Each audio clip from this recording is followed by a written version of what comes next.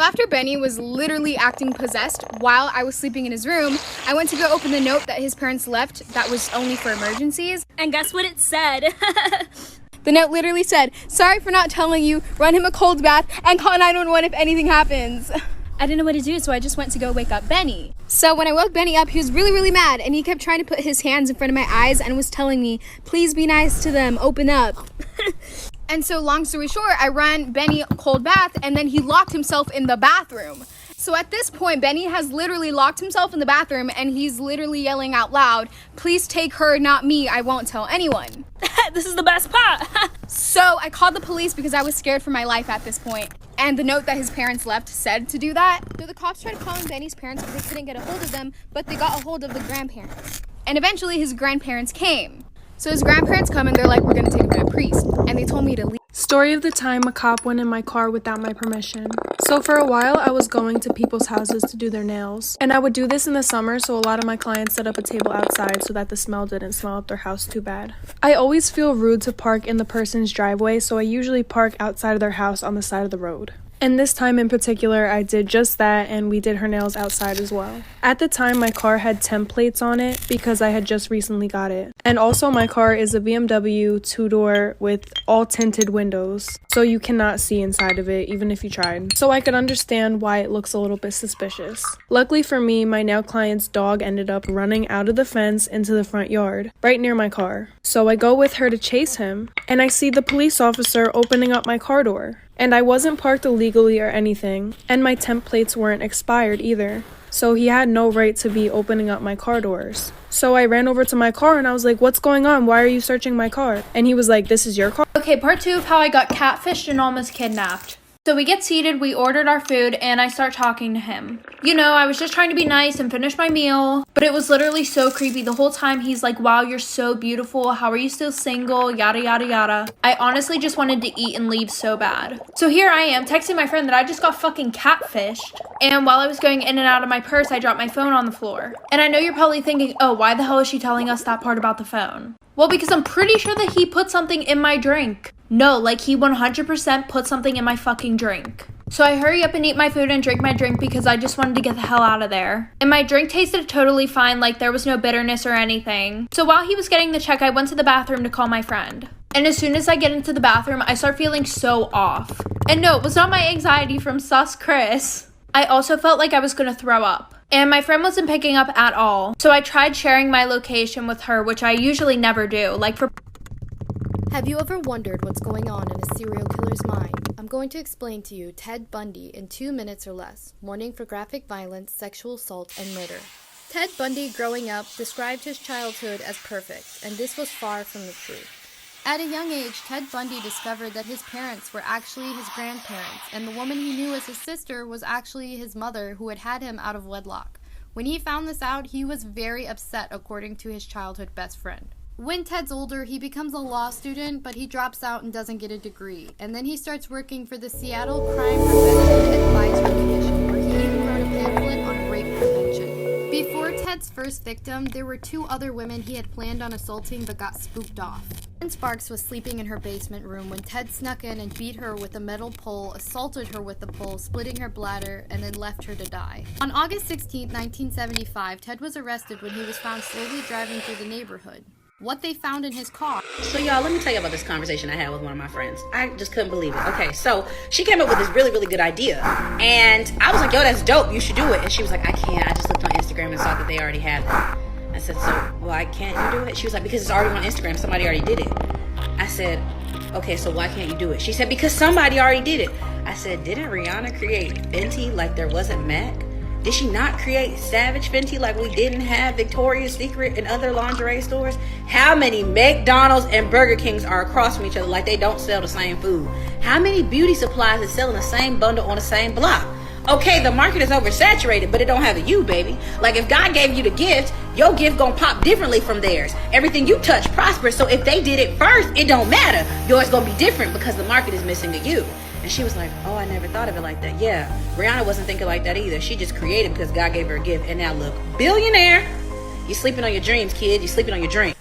When my boyfriend and I are doing the dirty on his bed, I notice there's a little lens pointing straight at us. He goes to grab it and we realize it's a little camera. The whole time we've been doing stuff on his bed, it's been recording us. That's when my boyfriend Dan said that it must have been his crazy ex. Let's call her Casey. He had told me that she was really crazy, but I didn't think she was that crazy. Dan starts looking throughout his whole apartment and he finds 2 more little cameras. One in the kitchen and one in the bathroom. As you can imagine, we didn't sleep that entire night. Of course, we went to the police and they opened an investigation, but they said they couldn't find anything. A week later, I get a DM from Casey, his ex-girlfriend. She starts abusing me through DM, calling me a bunch of names. She even said that I stole Dan from her, but I hadn't even met Dan when they broke up. Then she sends me a picture of my house, which means she knows where I live. I go straight to my boyfriend's apartment, and when I open the door, guess who's there? Casey is sitting on the couch with my boyfriend. It gets scarier. Part 2 about how my boyfriend found out that his best friend got me pregnant. So like I said, my boyfriend was black, his best friend was white, and because I doubted that it was his best friend's kid, I decided to wait it out. Say it with me, bad idea. So fast forward, I'm in the delivery room and I decide not to have my boyfriend in there. Well, let's just say good thing that he did. Bitch, whenever this thing popped out, it was white as fucking paper. So I was like to the doctor, oh my gosh, like I'm gonna have a panic attack. Please get the baby out of the room. I don't want anybody around the baby right now. So when my boyfriend came back in the room, I was like, oh, we can't see the baby. He's having some issues. He's over here freaking out. I'm having a fucking panic attack about what I'm gonna do.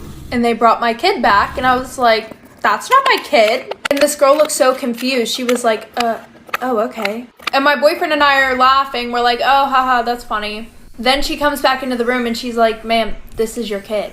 So my boyfriend started screaming and he broke up with me after that. Like, how rude to just leave me with a kid by myself. No, I'm just joking. I know that was pretty fucked. This is why you should be careful working in food delivery. When the pandemic hit, I lost my job and signed up to work for a food delivery app. I was making good money and the tips were nice too. During the first few months of working, I never had any weird experiences or customers. For the most part, everything was fine. There were times when I was a little scared of dropping off the food because it was in sketchy neighborhoods or it was dark outside, but nothing ever happened. I started feeling confident in my position and I let my guard down. One night, I got a delivery request and the tip was bigger than the total order. When I looked at the details of how to drop it off, I realized why the tip was so big. The instructions asked if I could open the door and bring it inside of the house as they were bedbound and unable to walk to the door. I knew I shouldn't do it. It was super against company policy, but I had an aunt who was bedbound and it hit a soft spot. When I opened the door of the house, I was hit with the most vile stench that's ever hit my nose. I looked around and called out to the customer. It was silent for a few seconds. Suddenly, someone croaked out, "I'm back here, come on down." The voice came from a bedroom down the hallway that was pitch black. As I walked towards the room, my stomach was turning.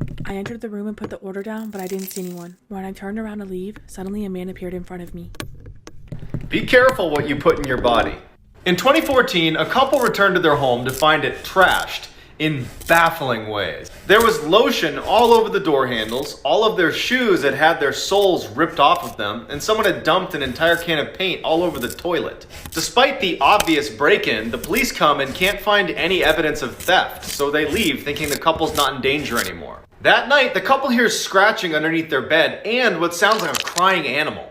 Not wanting to find out what it was, they leave and call the cops, who come right back and start investigating the house, and they make a startling discovery in their bedroom.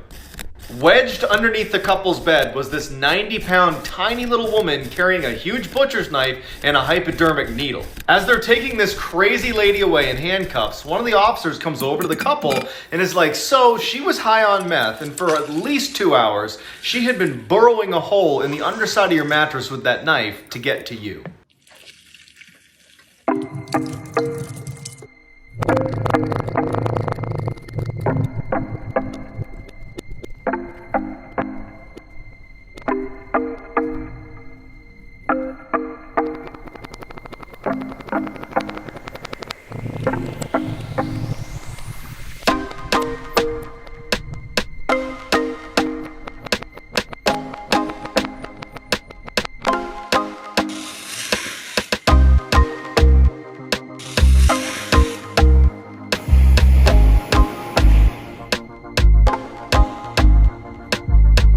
about the girl who was obsessed with me. So like I said, she basically told me that those were her nudes, even though I took the pictures and I knew they were mine. But I was like, okay, whatever, I'm not gonna argue with her. Well, then I get a text from my boyfriend, and he goes, what the fuck, you're so weird, why would you send me somebody else's nudes? And I'm just sitting there like, what the fuck? And I tried to explain to him that I had no fucking clue why this girl was saying they were hers. But then he said that I was weird as fuck and he broke up with me. So like a week later, I see them walking around school together. And my friends tell me that they're now dating. And I really wasn't that mad about it. I was like, okay, maybe that's the only way that she could think of to get a boyfriend. Well, I forgot that my Instagram was logged in on his phone because he had super bad trust issues and wanted to make sure I wasn't cheating on him. So I text him and I'm like, hey, can you take my Instagram off your phone? And I saw that he read my text message, but I got no response. I've always had a good relationship with my mother-in-law up until I was pregnant. My husband's side of the family hasn't had a girl born in the past 100 years. So when everyone found out I was pregnant with a girl, no one believed me. Everyone was so shocked when it was announced that most of them denied it up until the moment she was born. And that's when the horrible comments started. Whenever my husband wasn't around, my mother-in-law would make snarky comments like, I wonder where she got that nose. It's definitely not my son's. I never told him and let everything slide because she's older and she's my mother-in-law. But when I was pregnant with baby number 2, and yes, it was another girl, I told him to wait as long as possible because I know she wouldn't like the news. When she found out it was a girl, she started sobbing and screaming. She was calling me a whore and demanded that I get out of her house. Those girls are not ours. She's a whore, a slut. My son did not make those girls. She looked at me and said, I let you get away with it the first time. I took you in as family. I allowed my son to believe he fathered that brat, but I will not allow it again. My husband was yelling at his mom, and I got up and took my daughter, and I ran to the car sobbing. I'll never forget that time that I was fucking in middle school and I asked my art teacher if I could go to the nurse because my head hurt really bad. And he was like, no, you need to clean up because class is almost over. So I was like, okay. So I started cleaning, but like I started feeling like really bad. So I went up to him again and I was like, can I please like go to the nurse? Like I don't feel good. And he was like, it's almost lunchtime. You can wait.